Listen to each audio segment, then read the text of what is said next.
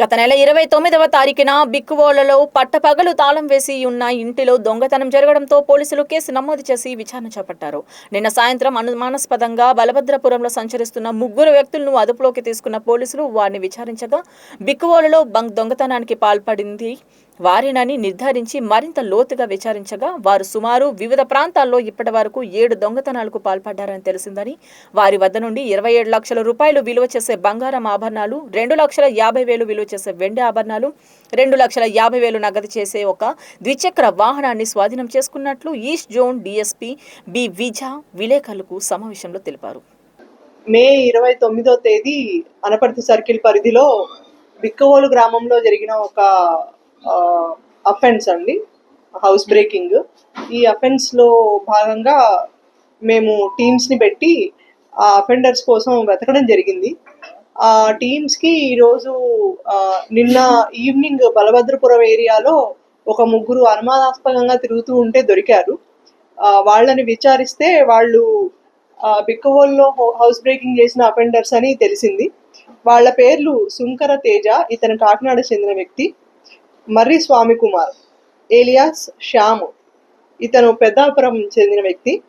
And Tekumudi Srikanth అండి, ఇతను కూడా కాకినాడకు చెందిన వ్యక్తి. వీరు ముగ్గురు కలిసి ఆ దొంగతనం చేశారని ఒప్పుకున్నారు. దాంతోపాటు వీళ్ళని ఇంట్రాగేషన్ చేయగా వీళ్ళు బిక్కవోల్లో 3, మండపేటలో 2, జగ్గంపేటలో 1 అండ్ పిఠాపురంలో ఇంకొకటి, మొత్తం కలిపి 7 అఫెన్సులు చేసినట్టు ఒప్పుకున్నారు.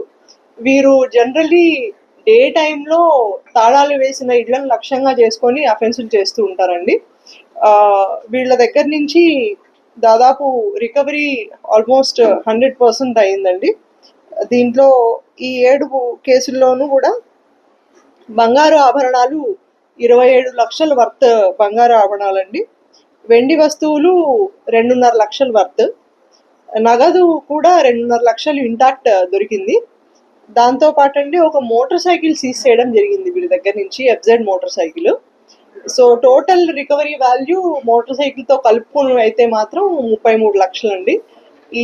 ఈ కేసు టేకప్ చేసినప్పుడు మా జిల్లా ఎస్పీ గారైన నరసింహకిషోర్ గారు మాకు చాలా గైడెన్స్ ఇచ్చారు. అంటే ప్రజలు వాళ్ళ పనుల కోసం బయటికి వెళ్ళినప్పుడు వాళ్ళ రక్షణ మనం చూసుకోలేకపోతే పోలీస్ అది మినిమం బాధ్యత మంది అని చాలా గైడెన్స్ ఇచ్చారండి.